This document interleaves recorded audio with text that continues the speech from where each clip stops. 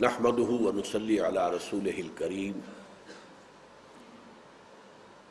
اما بعد فاعوذ بالله من الشيطان الرجيم بسم الله الرحمن الرحيم قد افلح المؤمنون الذين هم في صلاتهم خاشعون الى قوله تعالى والذين هم على صلواتهم يحافظون وقال عز وجل كما ورد في سورة المعارج ان الانسان خلق هلوعا اذا مسه الشر جزوعا واذا مسه الخير منوعا الا المصلين الذين هم على صلاتهم دائمون الى قوله تعالى والذين هم على صلاتهم يحافظون صدق اللہ العظیم۔ ہم دیکھ چکے ہیں گزشتہ نشست میں کہ تعمیر سیرت کے لیے جو اساسات قرآن مجید نے معین کی ہیں، یعنی بنیادیں جن پر کہ عمارت اٹھے گی، ان میں اول و آخر دونوں مقامات پر نماز کا ذکر ہے۔ اور ویسے اس نماز کا ایک باطنی پہلو سامنے آیا، خشوع، اور 3 جگہوں پر اس کا دوام، الذین هم علی صلاتهم دائمون والذین هم علی صلواتهم یحافظون والذین هم علی صلاتهم یحافظون۔ محافظت، مداومت، نماز کا نظام قائم کرنا، اس کو اوقات پر ادا کرنا، تعدیل ارکان، نماز میں چوری نہ کرنا۔ حضور نے فرمایا یہ نماز کی چوری ہے۔ رکوع میں گئے ہیں، سیدھے کھڑے نہیں ہوئے کہ سجدے میں چلے گئے، سجدے سے اٹھے ابھی درمیانی میں کمر سیدھی نہیں ہوئی کہ تو دوسرا سجدہ کر لیں، یہ نماز کی چوری ہے۔ تعدیل ارکان کی، ہر رکن صحیح صحیح ادا۔ رکوع سے اٹھے ہیں تو کمر سیدھی ہو جائے، سکون، یہ ہے قوما۔ پھر سجدے سے اٹھے ہیں، درمیان میں جو جلسہ ہے وہ بھی پورا یقین اطمینان کے ساتھ بیٹھے۔ اس میں بعض دعائیں بھی منقول ہیں، اور اس میں وہ دعائیں کی جائیں تو واقعتاً تب نماز ہوتی ہے۔ تو تعدیل ارکان کے ساتھ، پابندی اوقات کے ساتھ، مردوں کے لیے یہ کہ وہ جماعت کے ساتھ پڑھیں۔ لا صلاۃ لجار المسجد الا فی المسجد، مسجدوں کے پڑوس میں رہنے والوں کی نماز ہوتی ہی نہیں جب تک کہ وہ مسجد میں ادا نہ کریں۔ فرض کیجئے مسجد 1 میل دور ہے اور آپ کے پاس کار بھی نہیں ہے، تو آپ کے پاس عذر ہے، آپ گھر میں نماز ادا کر لیں۔ اگرچہ عزیمت یہ ہوگی کہ پھر بھی جائیں مسجد میں، حاضری دیں، باجماعت نماز ادا کریں۔ لیکن یہ کہ جو جاری مسجد ہے، مسجد کا پڑوسی، مسجد کے قریب، آسانی سے انسان چل کر وہاں جا سکتا ہے، اس کی نماز گھر میں ہوگی ہی نہیں۔ لا صلاۃ ہے ہی نہیں نماز اس کی۔ لا صلاۃ لجار المسجد الا فی المسجد، مسجد کا پڑوسی جو ہے اس کی نماز ہوتی ہی نہیں جب تک کہ وہ مسجد میں نہ ہو۔ یہ حدیث نبوی ہے صلی اللہ علیہ وسلم۔ بہرحال اس وقت میں چاہتا ہوں کہ نماز کی کچھ حقیقت پر ہم غور کریں۔ یہ صلاۃ کا لفظ جو ہے، 2 رائے ہیں اس کے بارے میں، یا تو یہ ناقص واوی ہے یا ناقص یائی ہے۔ ناقص کہتے ہیں اس مادے کو جس کے آخر میں حروف علت میں سے کوئی آ جائے، واو، الف، یا۔ اگر یہ ناقص واوی ہے، صاد، لام، واو، صلوات جب آیا تو معلوم ہوا کہ یہ واو کے ساتھ ہے۔ اس کا مفہوم ہوتا ہے کسی کی طرح متوجہ ہونا۔ اب یہ توجہ جو ہے 2 رخ کی ہوتی ہے، اپنے سے بڑے کی طرف تعظیم کے ساتھ، ادب کے ساتھ، اور اپنے سے چھوٹے کی طرف شفقت کے ساتھ، رحمت کے ساتھ۔ اسی سے لفظ بنا ہے نا، ان اللہ و ملائکتہ یصلون علی النبی، اللہ اور اس کے فرشتے جو ہیں وہ نبی پر صلوات بھیجتے ہیں۔ یہ صاد، لام، واو ہے۔ ظاہر بات ہے کہ اس سے مراد رحمت ہے، شفقت ہے، عنایت ہے۔ اور یہ معاملہ صرف نبی کا نہیں ہے، یہ بھی نوٹ کر لیجئے ہمارے ہاں، کیونکہ بہرحال حضور کی شان میں یہ الفاظ اس طریقے سے آئے ہیں تو وہ تو بہت عام ہے۔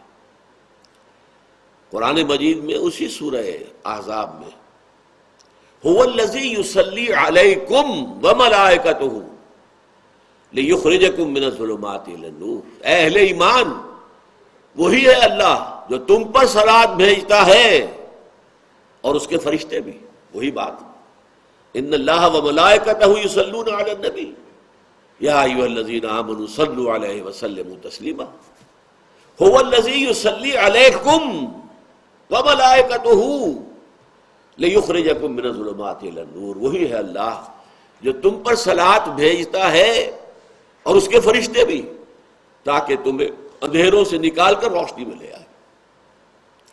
یہ ہے صاد لام واو، یہ لفظ بندے کے لیے آئے گا تو اللہ کے جناب میں حاضر ہونا، دعا کرنا، اس کا احترام، اس کا ادب، اس کی ثنا، الحمدللہ رب العالمین الرحمن الرحیم مالک یوم الدین ایاک نعبد و ایاک نستعین۔ یہی وجہ ہے کہ اسی کو صلاۃ کہا گیا ہے حدیث میں۔ حضرت ابو ہریرہ سے جو روایت ہے سورہ فاتحہ میں بیان کر چکا ہوں، اور وہ ایک نقشہ جو ہے ترازو کی شکل میں، حدیث قدسی یہ ہے، قسمت الصلاۃ بینی و بین عبدی نصفین، میں نے نماز کو اپنے اور اپنے بندوں کے درمیان آدھا آدھا تقسیم کر لیا ہے، فنصفھا لی ونصفھا لعبدی ولعبدی ما سأل، اس کا آدھا حصہ میرے لیے، آدھا میرے بندے کے لیے، اور میرے بندے کے لیے ہے جو اس نے مانگا۔ جب بندہ کہتا ہے الحمدللہ رب العالمین، اب یہ حضور نے وضاحت کی ہے، حدیث قدسی وہاں ختم ہو گئی۔ اذا قال العبد الحمدللہ رب العالمین یقول اللہ تعالی حمدنی عبدی، میرے بندے نے میری حمد کی۔ وَإِذَا قَالَ الْعَبْدُ الرَّحْمَنِ الرَّحِيمِ یقول اللہ تعالی مجدنی عبدی، میرے بندے نے میری بزرگی بھی کا بیان کیا۔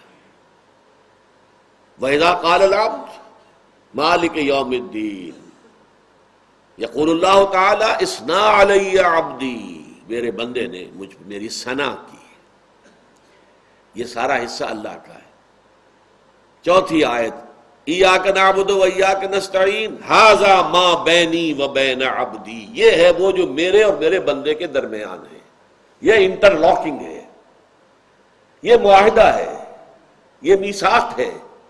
اے رب تیری ہی بندگی کرتے ہیں اور کرتے رہیں گے، اور اے رب تیری ہی، تجھ ہی سے مدد مانگتے ہیں اور مانگتے رہیں گے، یہ ہے۔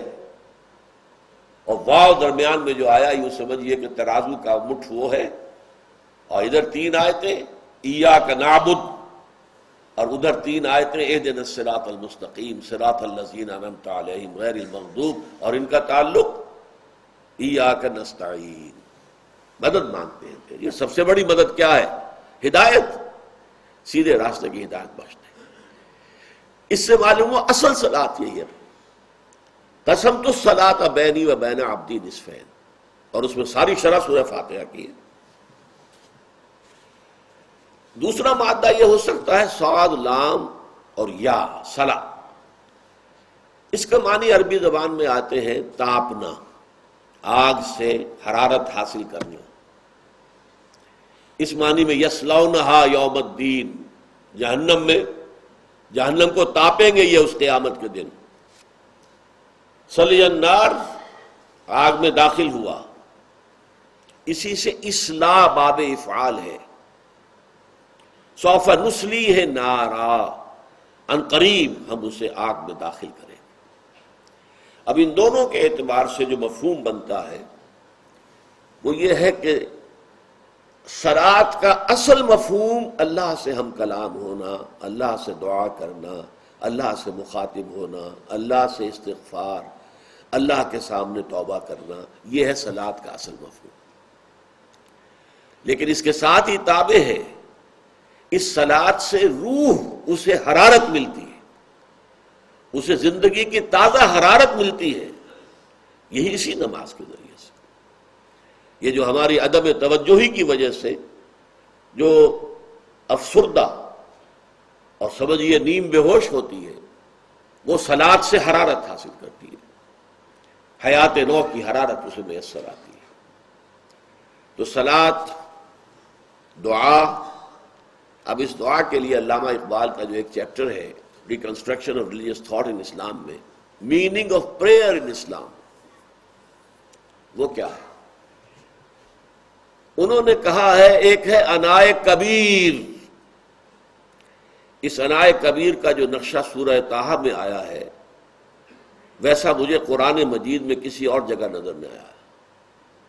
اننی انا اللہ لا الہ الا انا فاعبدنی واقم الصلاۃ لذکری۔ یہ پہلی وحی ہے جو حضرت موسیٰ پر ہوئی ہے کوہ طور میں، بلکہ کلام ہے من ورائے حجاب، پردے کے اوٹ سے۔ اننی انا اللہ لا الہ الا انا، یہ انانیت کبریٰ ہے۔ انا، اقبال سے کہتا ہے انائے کبیر، انا اللہ، اور ایک چھوٹی سی انا ہمارے اندر ہے، سیلف ہے، اس کا بھی تعلق اللہ کی ذات کے ساتھ، وہ امر ربی ہے، وہ انا جو میرے اندر ہے، وہ روح، وہ خودی۔ جب یہ انائے صغیر انائے کبیر کے روبرو ہوتی ہے، روبرو ہونا، ہم کلام ہونا، اسی لیے نماز کا آغاز کس سے ہوتا ہے؟ انی وجہت وجہی للذی فطر السماوات والارض حنیفا وما انا من المشرکین۔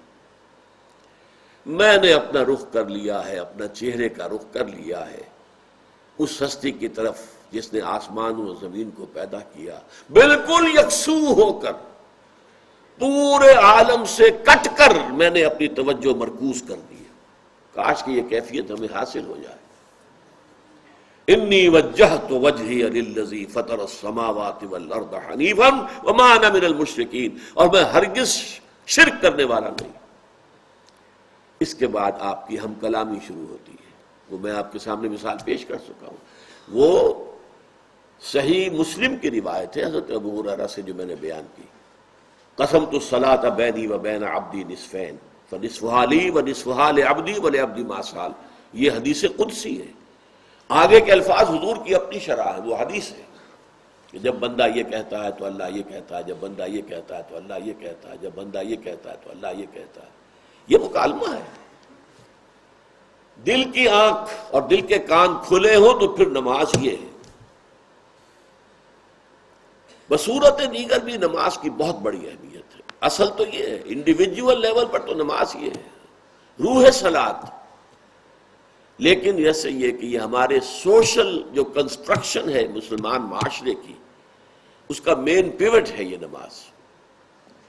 جو نماز کا نظام ہے در حقیقت وہ معاشرے کے لیے بالکل ایکسس کی حیثیت سے، کہ معاشرہ پورا اس کے گرد گھومے، اور جس طریقے سے یہ جمع کرتی ہے، کچھ لوگ دن میں 5 مرتبہ جمع ہو رہے ہیں، ایک بڑی آبادی کے لوگ۔ اب یہ تو بدقسمتی ہماری کہ ایک ایک مسجد میں 2 جامع مسجدیں ایک ایک گلی میں ہو جاتی ہیں، یہ تو اسلام کے مطابق نہیں ہے۔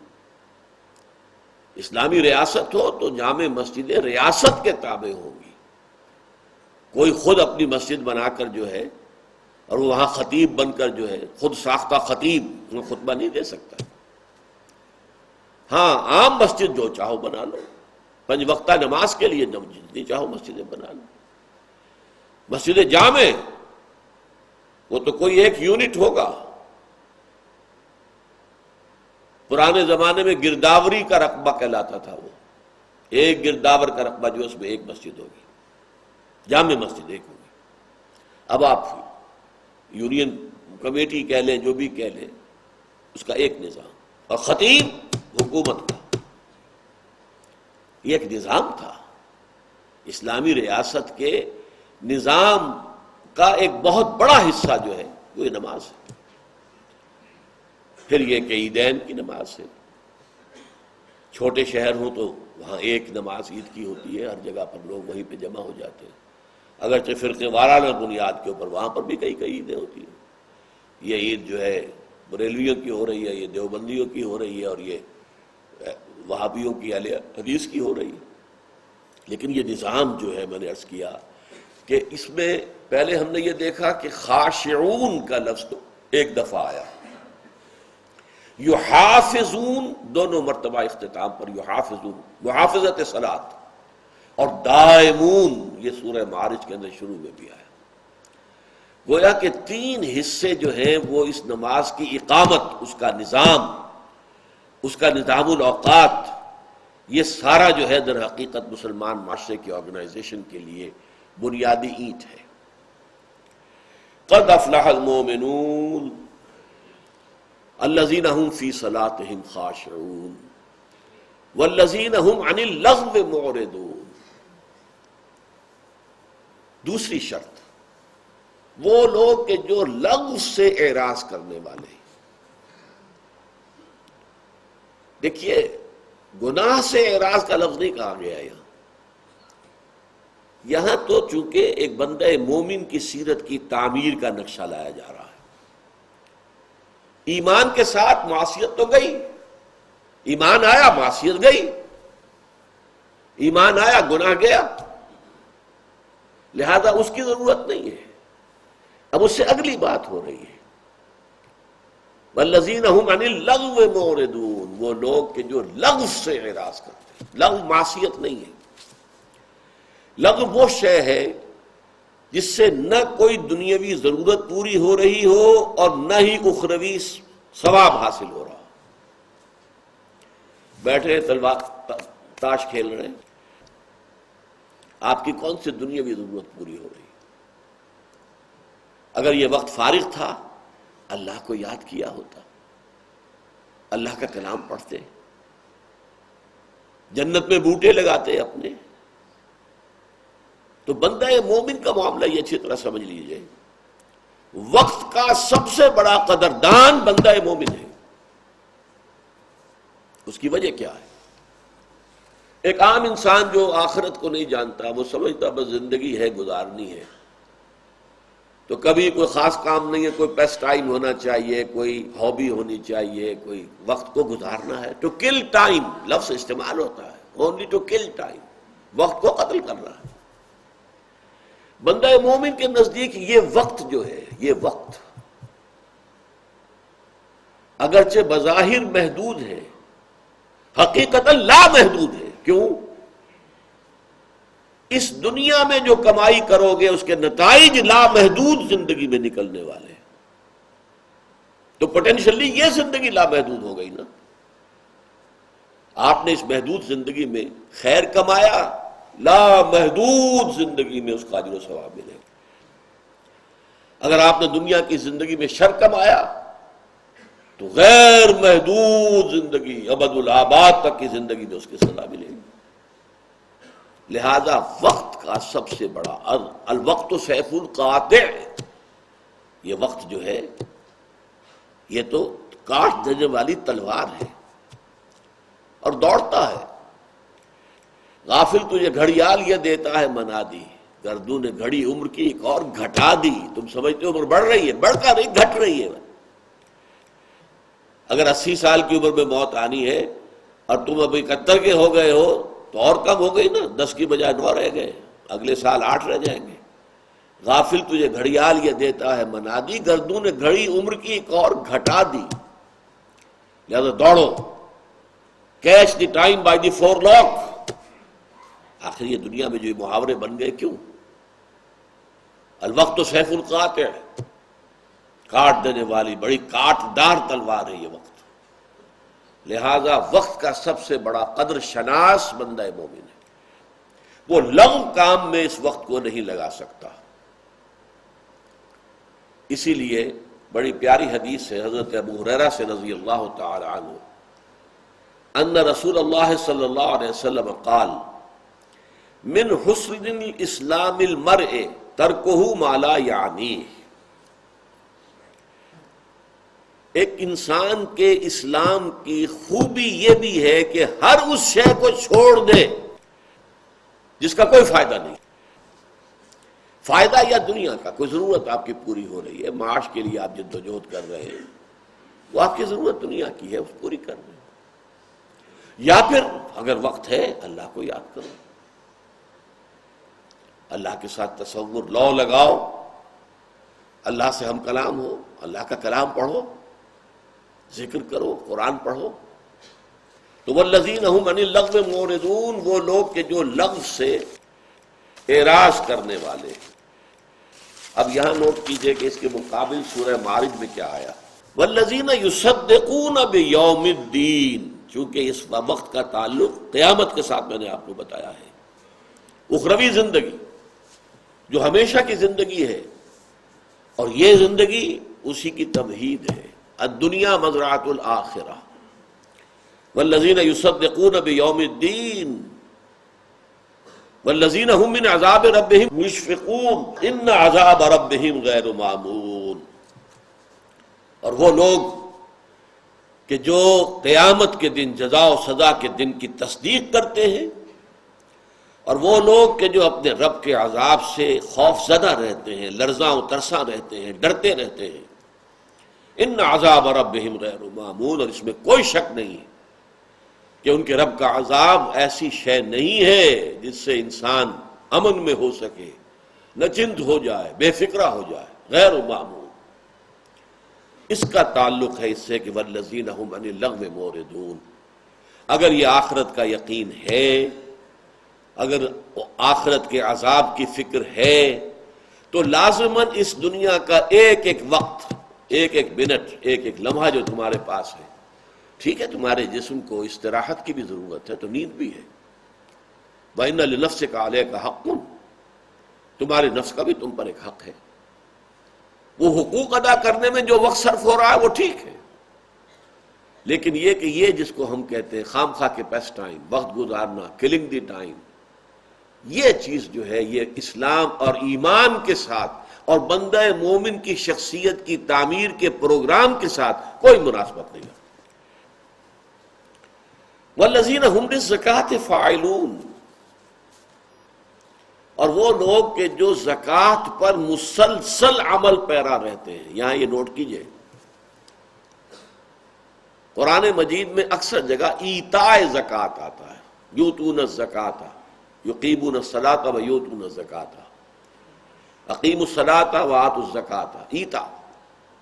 یہ واحد مقام ہے جہاں پر فاعلون کہا گیا، للزکاۃ فاعلون، اور وہ لوگ کہ جو زکوٰۃ پر ہر دم کاربند رہتے ہیں۔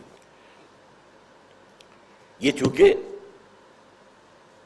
مکی صورت ہے، مکی صورت میں زکوٰۃ کا وہ نظام جو مدینے میں جا کر قائم ہوا وہ اٹھا ہی نہیں، ابھی نہ کوئی نصاب کا تعین تھا، نہ مقدار کا تعین تھا، کتنی زکوٰۃ ادا کرنی ہے، کتنا سونا ہو تو زکوٰۃ واجب ہوگی، کتنی چاندی ہو تو زکوٰۃ واجب، کچھ ذکر ہی نہیں۔ لہذا زکوٰۃ ایک معین عبادت کے طور پر مکے میں فرض نہیں ہوئی، بلکہ یہ تو جا کر مدینے میں فرض ہوئی۔ البتہ زکوٰۃ کا مفہوم کیا ہے؟ زکوٰۃ کہتے ہیں پاک کرنے کو، یا کسی شے کے ارتقاء میں جو رکاوٹ ہے اسے دور کرنے کو۔ اس کا ایگزیکٹ سینس سمجھ لیجئے، ایک باغبان ہے، اس نے باغیچہ لگایا ہے، کچھ پھل والے درخت ہیں یا پودے ہیں اور کچھ پھول والے ہیں، یہ تو اس نے خود لگائے ہیں، چاہتا ہے، مطلوب ہے۔ کچھ وہاں پر گھاس اور جھاڑ جھنکاڑ خود اگا جاتا ہے، خود رو، وہ باغبان آتا ہے، کھرپا ہاتھ میں لیتا ہے، اس خودرو گھاس آس پاس کے پودوں کو وہ کاٹتا ہے، پھینک دیتا ہے۔ کیوں؟ جو بھی سورج کی تمازت ہے، جو بھی ہوا میں آکسیجن ہے، وہ ساری میرے ان پودوں کے لیے ہونی چاہیے جنہیں میں چاہتا ہوں کہ پروان چڑھے۔ یہ گھاس اور یہ جو جھاڑ جھکاڑ ہے، یہ اس میں سے حصہ وصول کر رہا ہے، گویا کہ اس کی ترقی کے راستے میں رکاوٹ ہے۔ باغبان کا یہ عمل جو ہے یہ در حقیقت تزکیہ ہے، اس کا اس عربوں کے ہاں یہ تزکیہ تھا۔ اب یوں سمجھیے کہ اسلام انسانی شخصیت کو جس رخ پر بڑھانا چاہتا ہے، اس کا سب سے بڑا بریک جو ہے، جو شخصیت کو ادھر نہیں بڑھنے دیتا، وہ حب مال ہے، مال کی محبت۔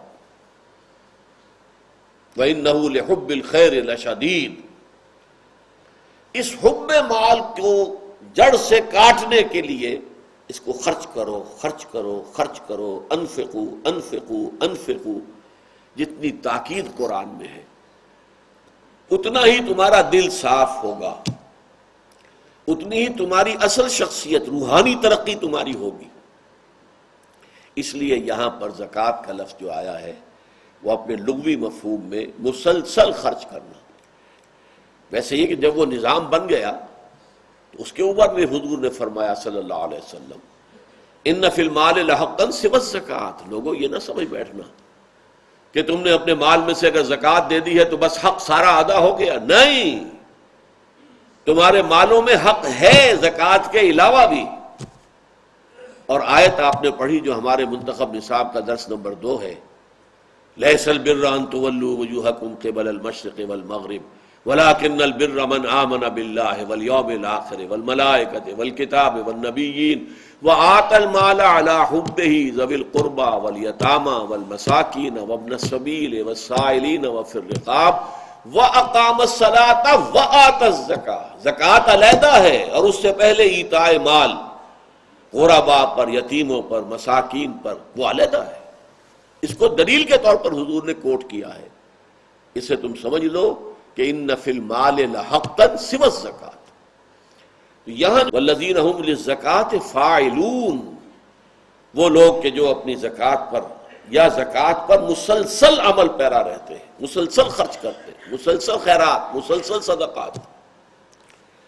اچھا، اس کا کورسپونڈنگ جو ہے سورہ معارج میں والذین فی اموالہم حق معلوم للسائل والمحروم، اور وہ لوگ کہ جن کے مالوں میں حق ہے،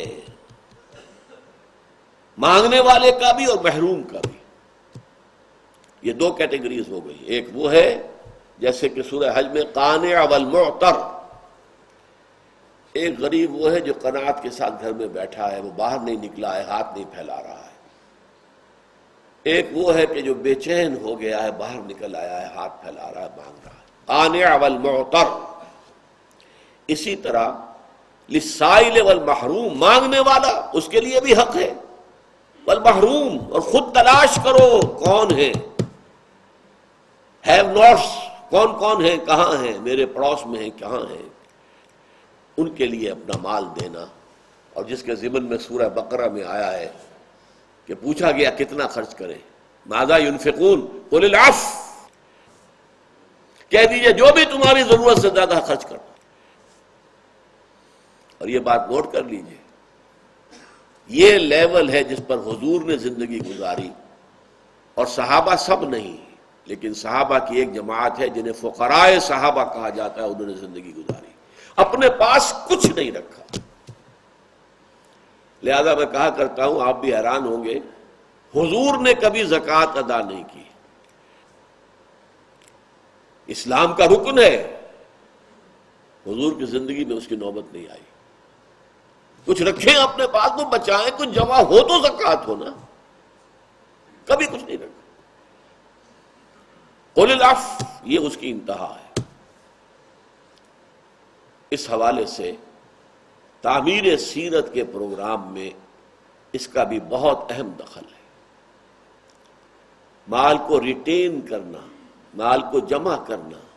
الذی جمع مالا وعددہ یحسب ان مالہ اخلدہ کلا لینبذن فی الحطمہ وما ادراک ما الحطمہ نار اللہ الموقدہ التی تطلع علی الافئدہ انہا علیہم مؤصدہ فی عمد ممددہ۔ مال جمع کرنا، سینت سینت کر رکھنا، گنتی کرتے رہنا، آج ہمیں یہاں ہوں، پچھلے سال ہمارا یہ تھا معاملہ، آج ہمارا بیلنس شیٹ جو ہے اتنی آگے جا چکی ہے، یہ سارے حساب کتاب میں پڑے رہنا، یہ پھر اس رخ پر سیرت کی تعمیر نہیں ہونے دے گا جس رخ پر کہ اللہ تعالیٰ چاہتا ہے۔ اب اس کے بعد دیکھیے 4 آیتیں دونوں مقامات پر بعین ہی وہی ہیں۔ والذین هم لفروجہم حافظون الا علی ازواجہم او ما ملکت ایمانہم فانہم غیر ملومین فمن ابتغى وراء ذلك فاولئک هم العادون۔ اب یہ ہے سیکس ڈسپلن، تعمیر سیرت کے لیے یہ سیکس ڈسپلن بھی انتہائی ضروری ہے۔ یہ تینوں آیات جو کہ دونوں مقامات پر آئی ہیں، ایک شوشے کا فرق نہیں۔ اور وہ لوگ کہ جو اپنی شرم گاہوں کی حفاظت کرتے ہیں، الا علی ازواجہم، سوائے اپنے ازواج کے، اور یہ زوج کا لفظ دو طرفہ استعمال ہوتا ہے، شوہر کے لیے بیوی زوج ہے، بیوی کے لیے شوہر زوج ہے، سوائے زوجین کے، کہ یہ شرم گاہیں جو ہیں ان کا کھلنا یا ان کا استعمال ہونا، الا علی ازواجہم او ما ملکت ایمانہم، مردوں کے لیے ایک اور اضافی ہے جو ان کی ملک یمین ہو، لونڈی ہو۔ یہ لونڈی کا معاملہ چونکہ اس وقت معاشرے میں موجود تھا، قرآن مجید میں تفصیل سے ذکر ہے، فقہ میں تفصیلات درج ہیں۔ آج کل کہیں یہ نہیں، اس کا کوئی وجود نہیں ہے، اور صحیح معنی میں، ویسے ابھی میں ایک آرٹیکل پڑھ رہا تھا نیوز ویک میں، موریتانیہ میں یہ غلامی کا نظام ابھی موجود ہے، لیکن وہاں بھی تحریک چل رہی ہے، رفتہ رفتہ ختم کر رہے ہیں، بلکہ سرکاری سطح پر تو وہ ختم کر چکے ہیں، اگرچہ بالفعل معاشرے کے اندر موجود ہے، لیکن فی الواقع اس وقت دنیا میں کہیں یہ نظام نہیں ہے۔ البتہ ہو سکتا ہے کہ پھر کبھی اس کو انووک کرنے کی ضرورت پیش آئے۔ وہ کیا ہے؟ اسلامی جہاد ہو، اسلامی قتال ہو، اسلامی جنگ ہو، اس میں پرزنرز آف وار کے بارے میں یہ سورہ محمد صلی اللہ علیہ وسلم کی آیت نمبر 4 میں اس کا ذکر ہے۔ کیا کیا جائے؟ فرض کیجئے کہ تبادلہ بھی مناسب نہیں ہے، ابھی جنگ جاری ہے، ابھی معاملہ ختم نہیں ہوا ہے۔ وار ایک لمبی شے ہوتی ہے، اور بیٹلز ایک اس کے مارکے ہوتے ہیں۔ بیٹل میں آپ کے ہاتھ میں کچھ آ گئے ہیں، وار تو جاری ہے مسلسل۔ اگر انہیں چھوڑ دیتے ہیں تو کفر کی تقویت کا سامان، وہ پھر جائیں گے، پھر لڑیں گے۔ اسی لیے غزوہ بدر کے بعد حضرت عمر کی رائے یہ تھی کہ جتنے قیدی ہیں ان کو قتل کیا جائے، تاکہ کفر کی کمر ٹوٹ جائے، ورنہ یہ دوبارہ جائیں گے، دوبارہ حملہ آور ہوں۔ حضور کی طبیعت پر چونکہ رحمت اور شفقت اور مودت کا غلبہ تھا، اور وہی عکس جو ہے حضرت ابو بکر صدیق میں تھا، ان دونوں کی رائے ہوئی کہ نہیں، ان کو چھوڑ دیا جائے، فدیہ لے لیا جائے۔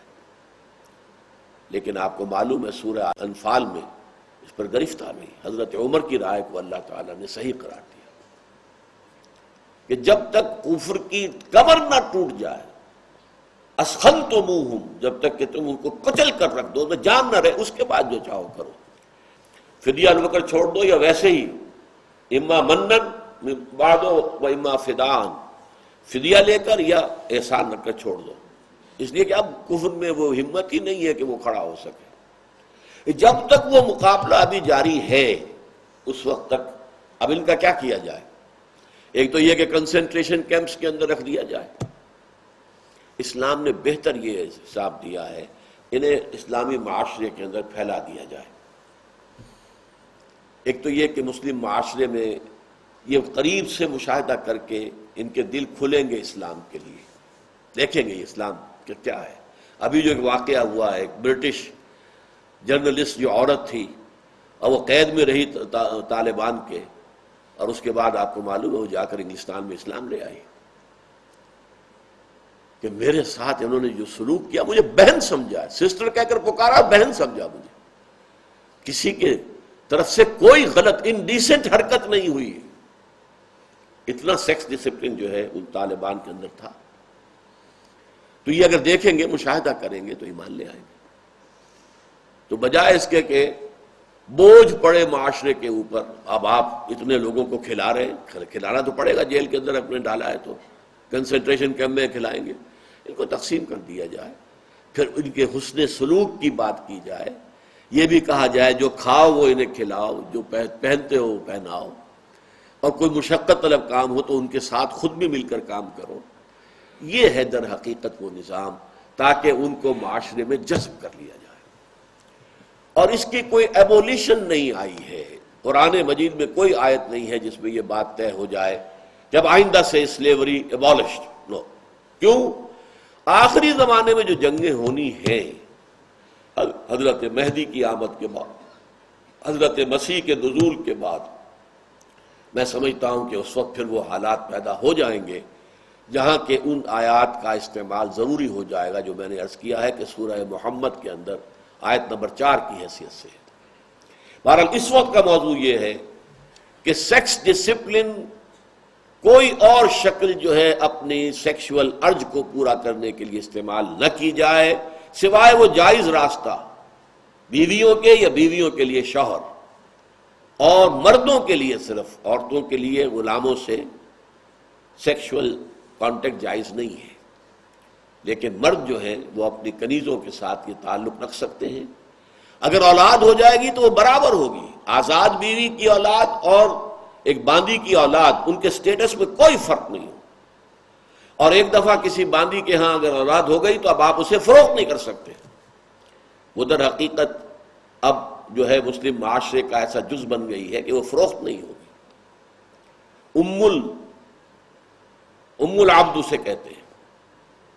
تو اس حوالے سے ان کا ایک درجہ بدل جاتا ہے۔ تو والذین هم لفروجہم حافظون الا علی ازواجہم او ما ملکت ایمانہم فانہم غیر ملومین، اس لیے کہ ان پر کوئی ملامت نہیں ہے۔ یہاں نفی ہو رہی ہے رہبانیت کی۔ رہبانیت جو ہے دنیا میں آپ کو معلوم ہے کہ کرسچینٹی کے اندر بہت بڑا نظام رہا ہے، کرسچین موناسٹسزم اب بھی ہے، اور ان کے سکینڈلز آتے رہتے ہیں، خبروں میں آتے ہیں، ان پر کتابیں لکھی گئی ہیں، ہسٹری آف کرسچین موناسٹسزم کے اوپر کتابیں لکھی گئی کہ کہنے کو راہب ہیں، غیر شادی شدہ ہیں، مرد بھی اور عورتیں بھی، لیکن ان خانقاہوں کے تہخانوں کے اندر حرامی بچوں کے قبرستان بن جاتے ہیں، اس لیے کہ فطرت کے خلاف بات۔ لیکن یہ کہ ان کا فلسفہ یہی ہے کہ جو شخص شادی کرتا ہے اور اپنی جنسی خواہش پوری کرتا ہے وہ پھر ایک گھٹیا درجے کا شہری ہے، گھٹیا درجے کا کرسچن ہے۔ اصل کرسچن وہ ہے جو شادی نہیں کرتا، اونچا ان کا درجہ ہے۔ یہی ہندوؤں کے سنیاسی کون ہوتے ہیں؟ یہی بدھ مت میں ہے، بھکشو، وہ شادی نہیں کریں گے۔ قرآن نے بات کی ہے کہ جو فطرت کی بات ہے کہ یہ فطرت کا تقاضا ہے، جیسا پیٹ کھانے کو مانگتا ہے ایسے ہی تمہاری جنسی تقاضا ہے۔ اللہ نے کھانے کی چیزوں میں بھی حرام مقرر کر دیا، مت کھاؤ یہ، باقی میں سے حلال میں سے کھاؤ۔ قل من حرم زینۃ اللہ التی اخرج لعبادہ والطیبات من الرزق، کس نے حرام کیا؟ اسی طریقے سے یہ طبعی تقاضا انسان کے اندر جو ہے اس کو بھی پورا کرنے کے لیے شادی کا راستہ کھول دیا ہے۔ مردوں کے لیے 4 تک مثنا و ثلاثہ و رباع راستہ کھول دیا، لہذا انہم غیر ملومین، اس میں کوئی ملامت والی بات نہیں۔ فمن ابتغى وراء ذلك فاولئک هم العادون، اور جو بھی کوئی چاہے گا اس کے سوا تو وہی ہے کہ جو حد سے گزرنے والے ہیں۔ ان 2 صورتوں کے علاوہ جو بھی ہے وہ شریعت کی روح سے جائز نہیں ہے، اگرچہ جواز کے درجے جو ہے وہ ذرا مختلف ہو سکتے ہیں، شناعت اور برائی کے درجے۔ اب زنا ہے وہ سب سے بڑا معاملہ ہے، لیکن یہ سوڈمی جو ہے وہ اس سے کم تر شے ہے، اس لیے کہ زنا میں تو نسب کا معاملہ بھی جو ہے وہ مشکوک ہوتا ہے، دوسری طرف جو ہے یہ عمل قوم لوط جو ہے اس میں وہ معاملہ نہیں ہے۔ پھر ایک استمناء بالید ہے، ہاتھ سے اپنی وہ خواہش پوری کر لینا، اس کے بارے میں جواز کا بھی فتویٰ ہے کہ اگر کوئی شخص نکاح کی صلاحیت نہیں رکھتا، پیسے نہیں ہیں، وہ مہر نہیں دے سکتا، اور ساتھ ہی یہ کہ اپنی شہوت کے اوپر پوری طرح قابو نہیں پا سکتا، وہ نہیں رک سکتا، تو اگر اس حد تک استمناء بالید جسے کہتے ہیں اگر پورا کر لے تو اس پر ملامت نہیں ہوگی، لیکن یہ کہ پسندیدہ نہیں ہے۔ اسی طرح کہا گیا ہے کہ لونڈیوں کے ساتھ نکاح نہ کرو، کوشش کرو، اور زیادہ اگر زور ہے شہوت کا تو روزے رکھا کرو تاکہ وہ شہوت کا زور ٹوٹ جائے، لیکن جو نہ کر سکے وہ لونڈیوں سے نکاح کر لے، اس کی اجازت بھی دے دی گئی۔ تو اس طریقے سے جیسے کہ شریعت میں ہوتا ہے کہ ایک شے فرض ہے، پھر واجب ہے، پھر مسنون ہے، پھر مندوب ہے، مباح ہے، یہ اتنے درجے ہیں۔ اسی طریقے سے حرام ہے، اور پھر مکروہ ہے، تحریمی ہے، پھر مکروہ ہے، تنزیہی ہے، یہ درجے ہیں۔ لیکن بہرحال پسندیدہ نہیں ہے۔ صحیح معاملہ، پسندیدہ معاملہ صرف یہ ہے والذین هم لفروجہم حافظون الا علی ازواجہم او ما ملکت ایمانہم فانہم غیر ملومین فمن ابتغى وراء ذلک فاولئک هم العادون۔ جو اس سے زیادہ کچھ چاہیں گے تو وہ بہرحال حد سے گزرنے والے ہیں، وہ حدود سے باہر تجاوز کر رہے ہیں۔ تجاوز کے اندر کتنا تجاوز ہے، کس حد تک ہے، یہ اس کا معاملہ علیحدہ ہے، تجاوز ہے۔ والذین هم لاماناتہم وعہدہم راعون، اور وہ لوگ جو اپنی امانتوں اور عہد کی پوری پوری پاسداری کرتے ہیں۔ یہ آیت بھی جوں کی تو ہے دونوں مقامات پر، سورہ مومنون میں بھی اور سورہ معارج میں بھی۔ تو یہ چار آیتیں میں نے عرض کیا تھا کہ جو کہ تو ہے، اپنی امانتوں کا لحاظ کرنا، اپنے عہد کو پورا کرنا۔ اور یہ دو چیزیں جو ایڈ کی گئی ہیں، تو ایک حدیث نبوی جو ہے اس کے اندر بڑی خوبصورت سی تذکرہ موجود ہے۔ یہ حضرت انس بن مالک سے روایت ہے رضی اللہ تعالی عنہ، جو 10 برس حضور کے خادم خاص رہے۔ وہ فرماتے ہیں قلما خطبنا رسول اللہ صلی اللہ علیہ وسلم الا قال، کبھی شاذ ہی ایسا ہوا ہوگا کہ حضور نے ہمیں خطبہ دیا ہو اور یہ الفاظ نہ کہے ہو، لا ایمان لمن لا امانت لہ ولا دین لمن لا عہد لہ، جس شخص میں امانت داری کا وصف نہیں، اس کا کوئی ایمان نہیں۔ وہ سمجھا کرے اپنے آپ کو بڑا مومن اور متقی، امانت دار اگر نہیں ہے خیانت کرتا۔ اب یہ امانت بہت وسیع کانسیپٹ ہے۔ المستشار و مؤتمن، جس سے مشورہ کیا جاتا ہے وہ بھی ایک طرح سے امانت رکھوائی جاتی ہے۔ صحیح مشورہ اپنی ثواب دید کے مطابق دینا لازم ہے۔ انما المجالس بالامانات، مجلسیں ہیں تو ان کے اندر امانت ہے۔ آپ نے ایک مجلس میں ایک بات سنی تھی، جا کر اسی طریقے سے دوسری جگہ بیان کر دی، یہ ٹھیک نہیں ہے۔ سوچ سمجھ کر انسان کو بات کرنی چاہیے۔ پھر یہ عہدے ہیں، سرکاری عہدے ہیں، اختیارات ہیں، یہ سب امانتیں ہیں۔ اب یہ ووٹ ہے، بہت بڑی امانت ہے آج کے دور میں۔ تو جو لوگ اپنی امانتوں کی بھی رعایت کرتے ہیں، حفاظت کرتے ہیں، اور عہد جو عہد کر دیا، یہ تو ہمارا دوسرا سبق جو تھا، وہ لوگ جو کہ اپنے عہد کو پورا کرتے ہیں، جبکہ والموفون بعہدہم اذا عاہدوا، جب معاہدہ ہو جائے تو پورا کرنے والے۔ اب اس کا اختتام جو ہو رہا ہے سورہ مومنون میں، اولئک ھم الوارثون، یہ لوگ ہوں گے وارث کس چیز کے؟ الذین یرثون الفردوس، جو جنت الفردوس کے وارث ہوں گے، ہم فیہا خالدون، اور اس میں ہمیشہ ہمیش رہیں گے۔ اور سورہ معارج صرف ایک جملے میں، اولئک فی جنات مکرمون، یہ وہ لوگ ہوں گے کہ جو جنتوں کے اندر جن کو اعزاز جن کا کیا جائے گا۔ اور ان دونوں سے پہلے دونوں جگہوں پر والذین هم علی صلواتہم یحافظون اور والذین هم علی صلاتہم یحافظون، صرف اتنا فرق ہے۔ وہ لوگ جو اپنی نمازوں کی محافظت کرتے ہیں، وہ لوگ جو اپنی نماز کی محافظت کرتے ہیں۔ اللہم ربنا اجعلنا منہم، اللہم ربنا اجعلنا منہم، اللہم ربنا اجعلنا منہم، آمین یا رب العالمین۔